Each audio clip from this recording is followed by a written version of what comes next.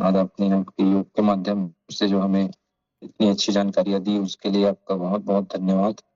तो चलिए हम लोग आज के टॉपिक के ऊपर बात करते हैं कि आज के टॉपिक से हम क्या ऐसा चीज अपने जीवन के लिए एनालिसिस कर सकते हैं या क्या सीख सकते हैं, उसके बारे में आज चर्चा करते हैं। तो जैसे आज का मेरा जो टॉपिक है उसका पोस्टर मैंने लगा दिया है, जिसे आप देख सकते हो कि आज हम एक ऐसे टॉपिक पे बात करने वाले हैं जिसके बारे में हम लोग बहुत कम बात करते हैं, या फिर हम हमारे आसपास में या हम लोगों के बीच में चर्चा नहीं होती है ना। खासकर आज मैं डायबिटीज के मरीजों के लिए ये टॉपिक लेकर के आया हूँ कि बहुत सारे लोग आज हमारे इंडिया में जो डायबिटीज से जूझ रहे हैं उनको अवेयरनेस अपने आप में कैसे रखना है, इसके लिए ये जानकारी लेके आया हूँ।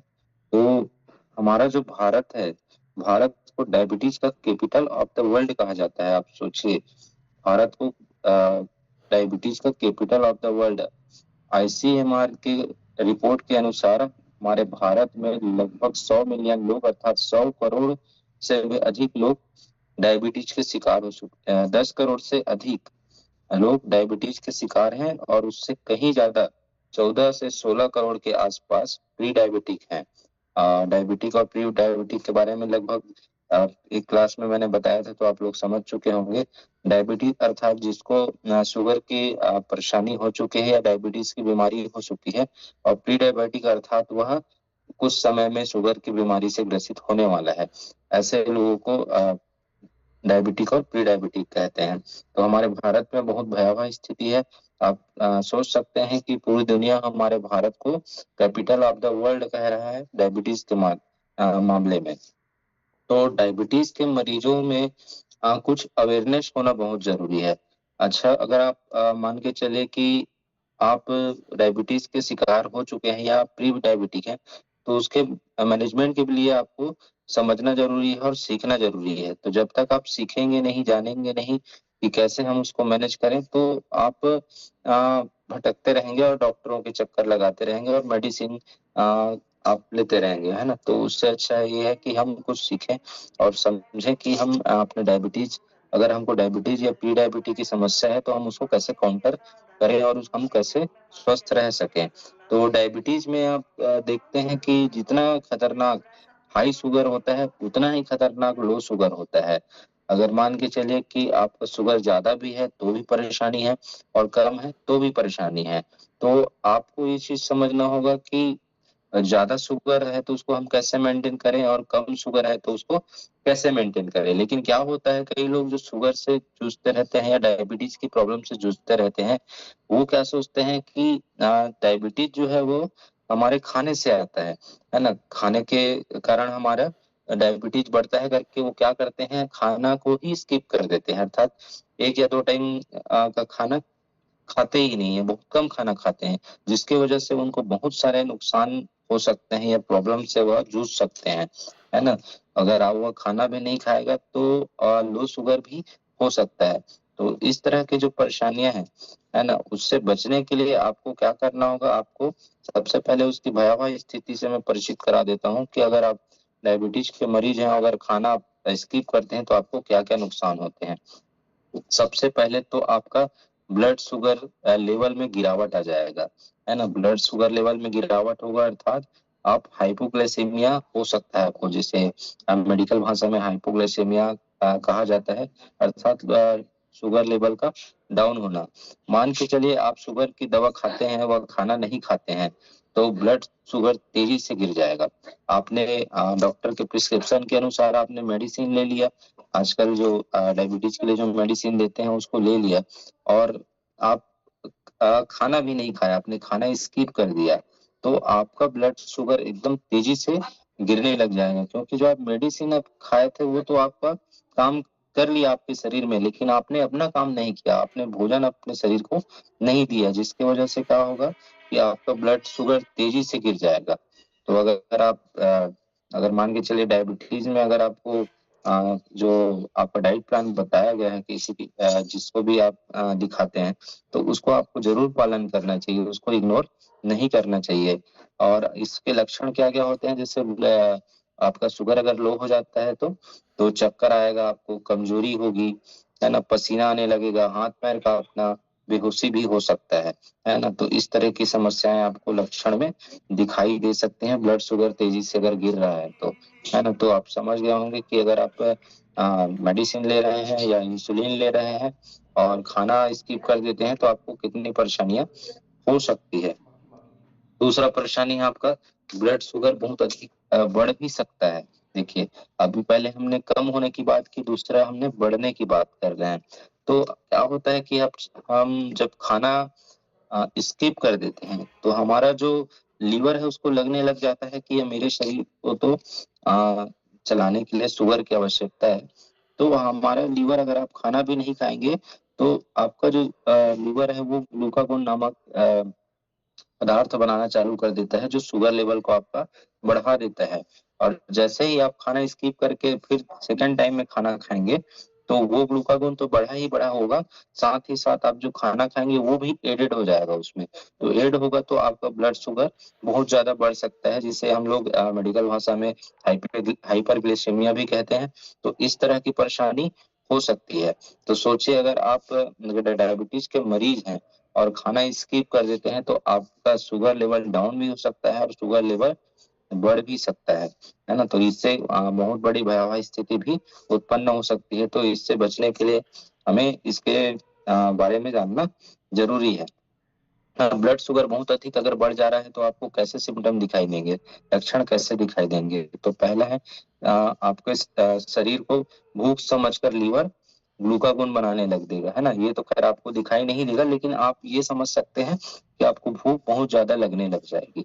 आपका शुगर बढ़ रहा है तो आपको बहुत ज्यादा भूख लगेगी, प्यास लगेगी, है ना। और आपको बेचैनी जैसा भी महसूस हो सकता है ना। ज्यादा प्यास लगना, बार बार पेशाब आना, है ना, थकान होना और चिड़चिड़ापन होना, ये भी हो सकता है। खासकर आपका अगर शुगर लेवल बढ़ा हुआ है तो ज्यादातर आपको प्यास बार बार लगेगी, पेशाब बार बार आना प्रारंभ हो जाएगा और भूख भी लगने लग जाएगी। तो ये स्थिति बन सकती है। उसके बाद में है चौथा, ऐसा क्या स्थिति बन सकता है।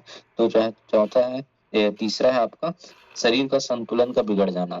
शरीर का संतुलन का बिगड़ जाना अर्थात हमारा ऊर्जा में कमी आ जाना, चिड़चिड़ापन हो जाना, दिमाग का ठीक से काम नहीं करना, अर्थात दिमाग का ठीक से काम नहीं करना, अर्थात हमारा जो कोई भी हम जो काम करते हैं, हम दैनिक जीवन में अपने जो भी कार्य करते हैं उसमें हमारा मन नहीं लगना, है ना, चिड़चिड़ा सा लगना, ऊर्जा में एकदम थकावट थकावट जैसे महसूस होना, इस तरह की समस्याएं उत्पन्न हो सकती हैं। तो अगर आप मान के चलिए कोई डायबिटीज का मरीज है तो उसको जो खाने का जो रूटीन है उसको स्किप नहीं करना है। उसके बाद में है चौथा है दवाओं का असर गड़बड़ हो जाना, है ना। जैसे कि आप मान के चलिए कि भी किसी को डायबिटीज है तो वो डॉक्टर से प्रिस्क्राइब करके मेडिसिन तो लेते ही रहता है। तो मान के चलिए कि आपने खाने के रूटीन को बिगाड़ा तो आपके दवाओं का भी असर उल्टा पुल्टा हो सकता है। जैसे हम इंसुलिन की भी बात कर रहे थे, इंसुलिन लेने के बाद में भोजन बहुत जरूरी है। अगर आपने इंसुलिन ले लिया और भोजन नहीं लिया तो आप हाइपोग्लाइसेमिया की ओर जा सकते हैं। हाइपोग्लाइसेमिया अर्थात शुगर लो की ओर जा सकते हैं। और शुगर लो होना शुगर बढ़ने से भी ज्यादा खतरनाक होता है। तो ऐसी भयावह स्थिति से बचने के लिए हमें अपने डाइट के बारे में समझना बहुत जरूरी है। हमें अपने डाइट को सही रखना बहुत जरूरी है। उसके बाद में इसमें पोस्टर में भी आप देख रहे हैं बहुत सारे पॉइंट के बारे में बात किया गया है। जैसे मेटाबॉलिज्म का धीमा हो जाना, है ना। हम मान के चलिए कि अगर हम खाने का रिदम को अगर सही नहीं रखते हैं, है ना, तो हमारा मेटाबॉलिज्म भी कंफ्यूज हो जाएगा कि हम ये तो मुझे मेरे शरीर में खाना दे ही नहीं रहा है। तो वो वैसा ही व्यवहार करने लग जाएगा और मेटाबॉलिज्म आपका अनियंत्रित हो जाएगा। मतलब आपका जो भोजन आप लेंगे उसको सही से डाइजेस्ट नहीं करेगा। तो मेटाबॉलिज्म को भी नुकसान होता है। अगर आप शुगर के मरीज हैं और भोजन समय पे नहीं ले रहे हैं, भोजन एक टाइम का स्किप कर रहे हैं, तो उसमें भी परेशानी होगी। उसके बाद में हार्मोनल असंतुलन भी हो सकता है, क्योंकि हमारे शरीर का हर एक तंत्र एक दूसरे से जुड़ा हुआ है।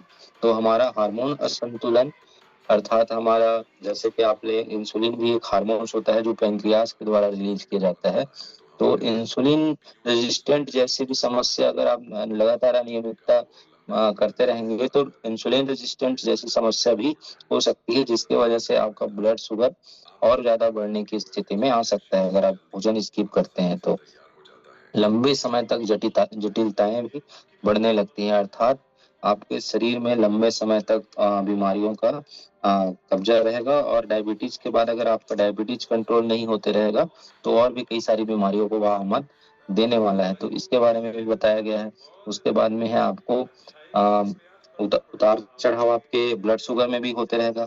जैसे आप मान के चलिए कि आपने भोजन समय पे नहीं लिया, है ना, भोजन समय पे नहीं ले रहे हो तो क्या होगा कि आपका शरीर जैसे मैंने अभी बताया ना कि ग्लूकागोन बना देगा, या फिर अगर आपने दवाई लेने के बाद में भोजन नहीं लिया तो आपके ब्लड शुगर को वह कम भी कर सकता है।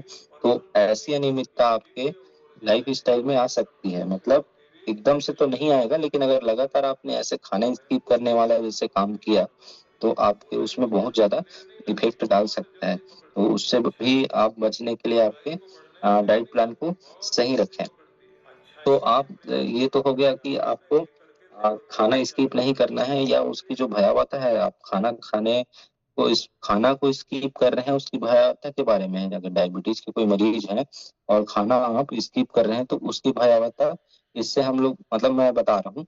लेकिन अगर हमको इस सब से बचने के लिए हमें ऐसा क्या करना चाहिए, तो सबसे पहले तो हमें अपने डाइट प्लान को बेहतर करना चाहिए। डाइट प्लान अर्थात हमारे खाने पीने के तौर तरीके हमें अच्छे रखने चाहिए, और हमारे रहन सहन की जो एक्टिविटी है उसको भी हम लोग को नियमावली में लेके आ जाना चाहिए। जैसे डायबिटीज के लिए आप अगर मान के चलिए कि मॉर्निंग में अगर आप सुबह सुबह उठते हैं, है ना, जैसे हम लोग हमेशा बात करते रहते हैं, सुबह उठते हैं आप योगा करते हैं, जैसे अभी मिथिलेश सर ने करा है ना, योग करते हैं, एक्सरसाइज करते हैं, तो आप अपने डायबिटीज को भी काफी हद तक कंट्रोल कर सकते हैं। क्योंकि सुबह सुबह अगर हम उठते हैं तो हमारे हमारे जितने भी ऑर्गन्स हैं वो उनको भी एक खुशनुमा माहौल मिलता है, और आपके पैंक्रियास को भी खुशनुमा माहौल मिलेगा। तो आपके डायबिटीज के लिए वो अच्छा इंसुलिन भी रिलीज करेगा, प्लस आपका आपके जो हार्मोन्स हैं वो भी अच्छे रिलीज होंगे। क्योंकि हमारे शास्त्रों में भी कहा गया है ना कि ब्रह्म मुहूर्त में उठने से हमारे बहुत सारे एक्टिविटी, हमारे मेटाबॉलिज्म भी एक्टिव हो जाता है अगर हम लोग मॉर्निंग में अर्ली मॉर्निंग उठते हैं, तो ये हम कर सकते हैं। दूसरा आपको अपने खाने और पीने के तौर तरीकों के लिए नियमावली बनानी होगी, है ना। आपको जो नाश्ते का आपका टाइम है उसको अच्छे से आपको समय में करना होगा, पानी पीने के तौर तरीके को भी आपको ध्यान देना होगा। अगर इन सब चीजों का आपने पालन कर लिया तो निश्चित आपके शुगर लेवल को कंट्रोल आप रख सकते हैं, और एक अच्छे से आ, आप शुगर फ्री लाइफ भी जी सकते हैं अगर आप अच्छे से नियमावली की आप मान के चलिए पालन करते हैं तो, है ना। जैसे सुबह की आपको डाइट्स में जैसे 1 गिलास गुनगुना पानी ले सकते हैं, 4-5 भीगे हुए बादाम ले सकते हैं, बादाम से उतना शुगर नहीं बढ़ता है ना। तो 1-2 अखरोट भी ले सकते हैं। इस तरह से आप नाश्ते में ले सकते हैं, है ना। और नाश्ते में आप रोटी भी ले सकते हैं।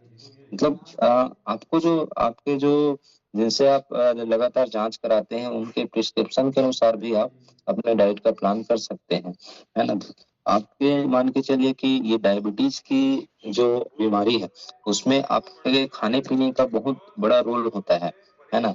इसको आप बिल्कुल भी खाना स्किप करके अपने डायबिटीज को और ज्यादा उसमें डेंजर जोन में ना डालें, है ना। खाना स्किप करके मान के चलिए कि आप डेंजर जोन में ही डाल रहे हैं, तो आपको अपने डाइट के बारे में बिल्कुल आपको समझना है। आपको टुकड़े टुकड़े में खाना है। जैसे हम ब्रेकफास्ट लंच डिनर की बात करते हैं तो आपको भोजन को कम से कम 5 टाइम के हिसाब से आपको डिवाइड करना चाहिए, और 5 5 टाइम के हिसाब से आपको भोजन टुकड़े टुकड़े में लेनी चाहिए। उससे भी शुगर के मरीज को काफी फायदा हो सकता है ना।